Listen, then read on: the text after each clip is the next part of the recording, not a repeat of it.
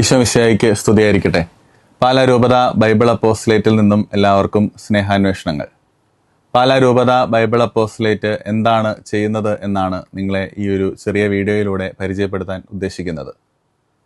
Bible അപ്പോസ്ലേറ്റിൻ്റെ പ്രധാനപ്പെട്ട ഒരു ദൗത്യം നിലവിൽ ലോഗോസ് ക്യൂസ് നടത്തുക എന്നുള്ളതാണ്. ഏതാണ്ട് 40,000-ലധികം ആളുകൾ നമ്മുടെ രൂപതയിൽ ലോഗോസ് ക്യൂസ് എഴുതുന്നുണ്ട്. അതിൻ്റെ കാര്യങ്ങളെല്ലാം ഭംഗിയായി ക്രമീകരിക്കുക എന്നുള്ളത് ബൈബിൾ അപ്പോസ്ലേറ്റിൻ്റെ ഉത്തരവാദിത്തമാണ്.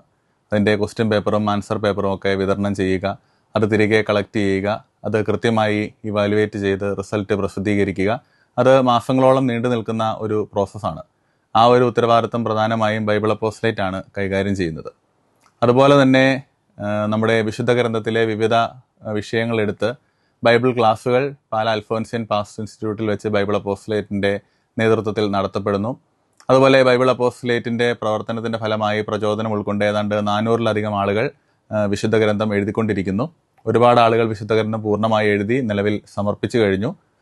ബൈബിൾ അപ്പോസ്ലേറ്റിൻ്റെ നേതൃത്വത്തിൽ ഓൺലൈനായി ബൈബിൾ പഠന കോഴ്സുകൾ പലത് നടന്നുകൊണ്ടിരിക്കുന്നു. ബൈബിൾ അപ്പോസ്ലേറ്റിൻ്റെ നേതൃത്വത്തിൽ നിലവിൽ നമ്മൾ വിശുദ്ധ ഗ്രന്ഥത്തിലെ നമ്മളാരും അധികം ശ്രദ്ധിക്കപ്പെടാത്ത ചെറിയ കഥാപാത്രങ്ങളെ പരിചയപ്പെടുത്തുന്ന ഒരു പരമ്പര 25 എപ്പിസോഡുകളിലായി നടന്നുകൊണ്ടിരിക്കുന്നു. അങ്ങനെ വചനം പഠിക്കുവാനും വചനത്തോടൊരു ആഭിമുഖ്യം ആളുകളിൽ സൃഷ്ടിക്കുവാനും വചനം ജീവിക്കുവാനും ആളുകളെ പ്രോത്സാഹിപ്പിക്കുന്ന നിരവധി പ്രവർത്തനങ്ങൾ ബൈബിൾ അപ്പോസ്ലേറ്റിൻ്റെ നേതൃത്വത്തിൽ പാലാ രൂപതയിൽ നടക്കുന്നുണ്ട്.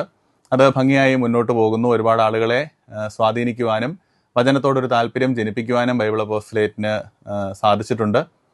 ഒട്ടനേകം പ്രവർത്തനങ്ങൾ ഈ കഴിഞ്ഞ വർഷങ്ങളിലെല്ലാം ബൈബിൾ അപ്പോസ്ലേറ്റിന് നടത്താൻ സാധിച്ചിട്ടുണ്ട്.